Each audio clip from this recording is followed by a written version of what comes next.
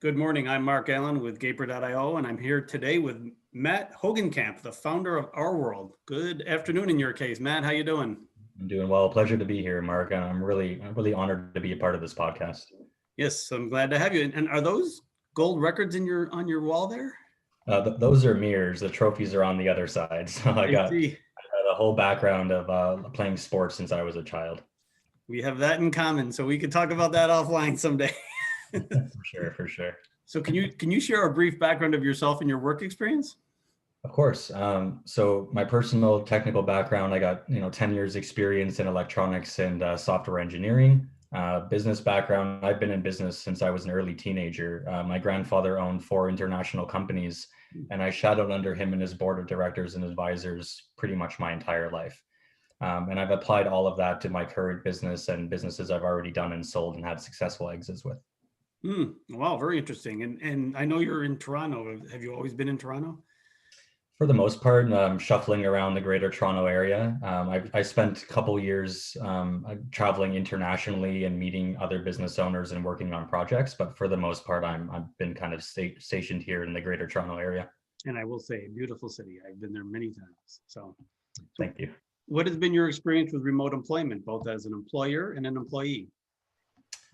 So as an employee, over the years, I've worked kind of as a consultant for various companies. And so being situated in Toronto, I've had to work with companies ranging from British Columbia, Australia, California. Hmm. And I essentially would work on the software side of things. So I develop software or develop mobile applications or websites for them. And I have to admit, I'm more of a face-to-face person kind of guy. Mhm. And working remotely, it needs to be there. You need to get the job done. And personally, I had a little difficulty with it back then. COVID has created a lot of solutions for remote work, but back then there wasn't really enough technology to make it easy for people. So you worked with what you had, and there were times where I developed software and have to send it by mail versus uploading it online Mm. because the file was so big.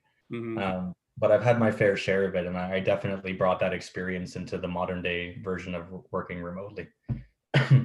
um, so as for with my company itself, we had to transition quickly with remote work. Mhm. My co-founders and I believe in that personal approach, treating our employees like family from day one. And we had a local office space here in the greater Toronto area.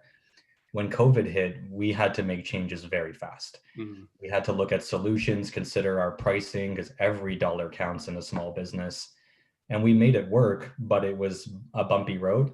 Mhm. We've probably already switched over 3 or 4 softwares to get it to work, but it's gone quite well. Our employees are getting their work done. We're setting up virtual and phone calls with them to keep them motivated on a daily basis.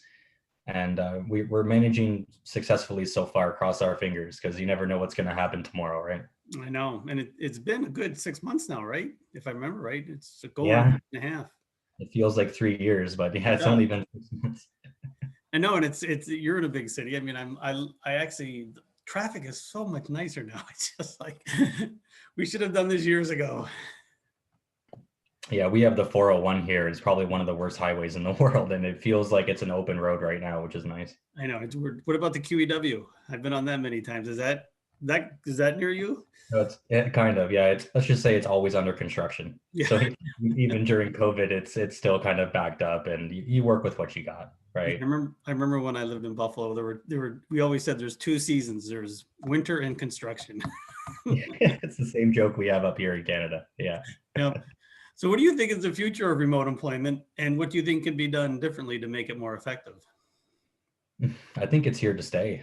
I mean, Mhm. we were hesitant at first when we had to deal with it, but we've seen so many benefits because of it. Our access to top talented people all around the world.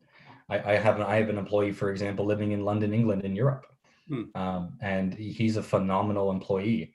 The issue is the time zone difference. Sometimes he calls me at 3 in the morning. Mhm. Uh, but our ability to access them is a major benefit for us. And we've seen so many unique softwares and programs come out because of COVID that made remote work quite convenient for Mhm. companies.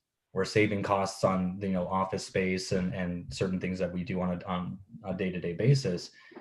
But I also see that there's a little bit of a struggle with finding the right employees for remote work. Mm-hmm. Someone coming to work, has the motivation of being a part of the business, but working from home, do you want to get up and get on your computer and get started? So there's got to be kind of a better solution for, finding the right employees, making sure they're motivated to do their work, and giving them the right tools to do their work too is very important. Mm-hmm. We had a bit of an issue getting the right software on people's computers. It wasn't kind of convenient at the beginning. Now it's better.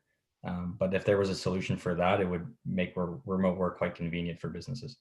Yeah, right now it seems to be Slack and Zoom and a few other Asana, a few others, and then they're still working on the collaborative, online collaborative software. And there's a few things out there, but I think they're not quite ready. Yeah, I think everyone knows the jokes. When the meetings get big, it's, hey, can you hear me? Are you there? It's there's still some tweaks that need to be made, but we're getting there. Right? Yes, We're getting there. it is getting better. So what is the story behind Ourworld? What is your basic offering, and who is your target audience?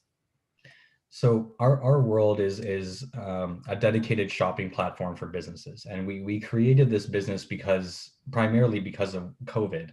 I happen to have a lot of friends who have small businesses all around the world, and when COVID happened, they struggled to reach their potential customers online. And as the months went by, they're losing revenue, they're closing their businesses, and there's just nowhere for them to put their company's websites. How do they compete with those millions of results? How do they not get lost on Amazon or Google or these big companies? So we created Ourworld to solve that problem. Our target markets are essentially the small and medium-sized businesses, and we want to give them a convenient location to reach customers. So we created a really unique system on the shopping side that hasn't been done yet, which we're hoping to release soon. Mm-hmm. But it's essentially a very simple, clean user experience from the shopper side and from the business's side to get their websites onto our platform, and for shoppers to easily find the content that's relevant to their searches. So that's kind of what we're solving right now. Very interesting. So it's you are competing with some pretty big companies there. So do you have a target date for release? We're looking at about a 4 to 6 month window, where we're just finalizing some beta testing right now in the Greater Toronto area. And like I always say, we want to dot our I's and cross our T's before we go public. Our job is to make sure this works for the businesses. And if we don't succeed in that end, there's no point in continuing the business, right? Mm-hmm. Customers first, no matter what business you're in. So we're just getting ready, finalized with that, and then raising a little bit more funding for a public launch, which we already have organized. And then we're hoping to get public as soon as possible. The sooner we get out there, the sooner we create a solution for businesses. Interesting. So how did you incorporate the idea of remote at your company? It sounds like you were not a brick and mortar, but you were a 9 to 5 office company. And then all of a sudden, boom, right? So how did you incorporate that? It wasn't easy. Mm-hmm. I have to admit, we didn't have that solution in mind before COVID happened. Like you say, we were brick and mortar. We were a 9 to 5 job. People came to work. They knew what work to get done. They had their stations in front of them, and it was very simple and convenient. And then all of a sudden, COVID happened, and we were rushing. As co-founders, we were desperate to find solutions. We must have called 15 different companies trying to figure out what software they had. Was it suitable for our business? Like, we deal a lot with data. So we had to make sure that we had wireless connections from employees' homes that could easily be transferred to our servers. And then could we even access our servers? Mm-hmm. And we found solutions at the beginning, but we had to make changes. Maybe it looked good from the outside, but when we actually applied it, it wasn't suitable for us. And we had to consider our budgeting. Mm-hmm. That was the biggest killer when this first happened. Was we were spending thousands of dollars on wireless and project management software and virtual platform subscriptions. We did not anticipate that, so we rushed into the fundraising. And thankfully, we had it. The government's been very supportive for businesses. We got lucky with that. Not everybody did, but we thankfully got lucky. But it's been a bumpy road. And I'm sure it will be for the next couple of months continuing on. Yeah, and since you stored what sounds like it could be sensitive data, so you had security issues too you had to deal with all of a sudden, right? Oh yes, like we deal heavily with cybersecurity, and we at first were completely internal, right? Everything was offline, but that just wasn't a reality once we went virtual. Mhm. So we thankfully actually partnered with Amazon, ironically, because they got top of the notch security systems in place and affordable packaging for a small business. So we went to them. We had to do kind of like grouped packages instead of one big. We went into little groups just to consider our financing, but it's worked well. And we've planned that once we do decide to get to the public stage, we're gonna. It's my dog. Sorry. Mhm. Um, we're gonna go back to an internal based business. So Oh, we have been planning for that. It's been a bit of a tricky transition, thinking of social distancing and all the things we had to incorporate, but we have a plan for that. So we keep everything in house once we go public. interesting. So you're going to house your own servers and all that stuff too? For the most part, yes. Well, when thinking of scalability, it just makes sense for us to outsource until we can build our own large-scale farm servers. But for the initial kind of intention of a public launch in the Greater Toronto area, certainly we're capable with the financing that we have right now to house everything internally. And we have a solid team of cybersecurity analysts that are there to ensure everything's protected. Wow.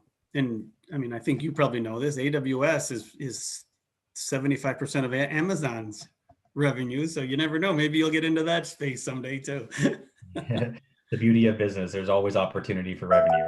Yes. I don't know So what that was. So there are companies like Gaper that help develop, build, and scale products, especially for startups like yourself. How important do you think that is going to be going forward for companies that need to hire the right talent and they need to hire it in a hurry? And you actually have a little experience with that already.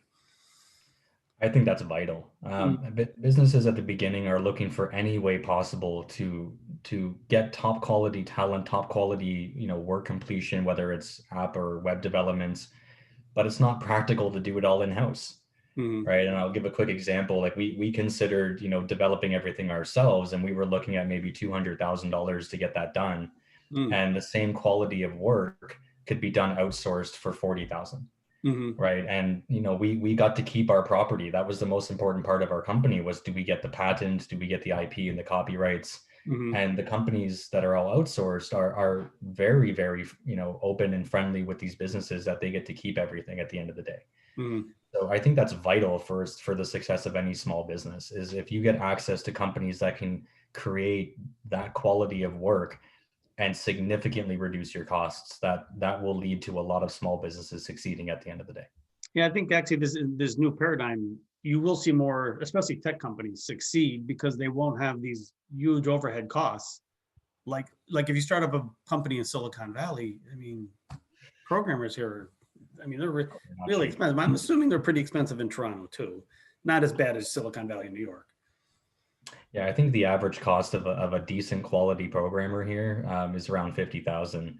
And Oh, wow. the irony is that because I've done a lot of consulting with small businesses in different types, but everyone wants to go tech. I'll Mhm. say that everyone wants to go tech, but usually they don't have a tech background. Right. So they underestimate how much work is actually required in building a tech business and the types of employees and the costs of them. So outsourcing is a huge opportunity for businesses to be able to get that work done in a timely fashion and while considering their available financing. Yes. Well, Matt, I want to thank you for your time today. I love what you're doing there. It's always good to have some competition for these big boys. And I wish you luck. I look forward to hearing about your success sometime in 2021. I'm happy to share with it on another day, and I'll keep you updated. Well, So thanks. All right. thank you, Berg. It's a pleasure to be a part of this podcast. Yeah, thank you. And have a great week. You too.